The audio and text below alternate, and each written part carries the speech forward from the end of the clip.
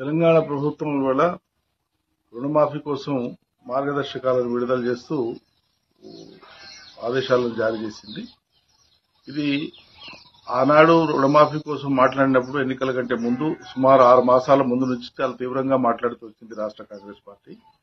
కేసీఆర్ రుణమాఫీ చేయలే, మేము చేస్తామని. అప్పటికి 2 విడతల రుణమాఫీ చేసి కేసీఆర్ కేవలం 6,000 పైచీల కోట్లు మాత్రమే మిగిలి ఉండే రెండో విడతలో 19,000 కోట్లలో. కానీ దానికే నానా గగ్గోలు చేసి మేము వస్తే తక్షణం అమలైపోతుంది, ప్రభుత్వం ఏర్పడిన వెంటనే రుణమాఫీ మొత్తం చేస్తాం, అందరు రైతులకు చేస్తాం, చివరికి డిసెంబర్ 9 నాడు రాగానే మొదటి పని అదే చేస్తామని చెప్పి మాట్లాడిన విషయం రాష్ట్ర రైతులందరికీ తెలుసు, ప్రజానికానికి అంతా తెలుసు. ఆనాడు ఆశ కల్పించేటప్పుడేమో అందరి రైతులకని చెప్పినారు. ఈ రోజేమో కొందరి రైతులకే ఇవ్వడం కోసము మార్గదర్శకాల పేరు మీద మార్గదర్శకాలలో రైతుల ఏరివేత కోసం రాష్ట్ర ప్రభుత్వం పన్నాగం పన్నుతా ఉంది. ఇది అత్యంత దుర్మార్గమైన హేయమైనటువంటి చర్య. రైతులకు మీరిచ్చిన మాట రుణమాఫీ రైతులు కోరలే, మీరిచ్చిన మాట మీరు నిలబెట్టుకోవడం కోసం వాళ్ళు ఇన్ని మాటలు మారుస్తున్నారు, నాలుక మడతేసి మాట్లాడుతున్నారు. చెప్పింది ఒకటి, అలా చేస్తున్నది ఒకటి. మీరు చెప్పింది ఏంటి? మొత్తం ఇస్తాం, కేసీఆర్ ఇవ్వంగా మిగిలింది ఏముందో అది ఇస్తాము, మళ్ళీ ఇప్పుడు మీరు తీసుకోండి, అర్జెంటుగా తీసుకోండి, అందరికి ఇస్తామన్నారు.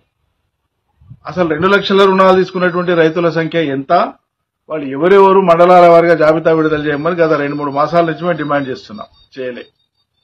మరి ఈ సింగారం కోసము 7 నెలలు ఎందుకు ఊరించినట్లు? ఇదేదో డిసెంబర్ 9 నాడు అప్పుడే చేసింటే అయిపో కదా. 7 నెలలు రైతాంగాన్ని ఎందుకు ఆశల పల్లకిలో ఊరేగించినారు? వచ్చేస్తుంది, మీకు వచ్చేస్తుంది, అగొచ్చేస్తుంది అని చెప్పి ఊరిస్తుంది. చాలా పెద్ద పెద్ద మాటలు మాట్లాడుతుంది.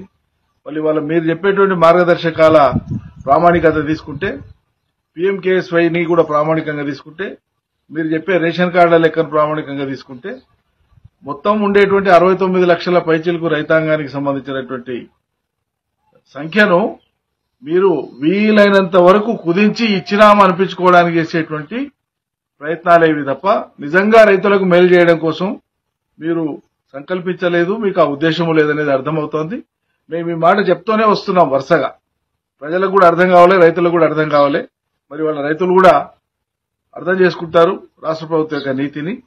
సరైనటువంటి సమయంలో రైతులు ఏ రకంగా స్పందించాలో ఆ రకంగా స్పందిస్తారని చెప్పి నేను అనుకుంటున్నాను.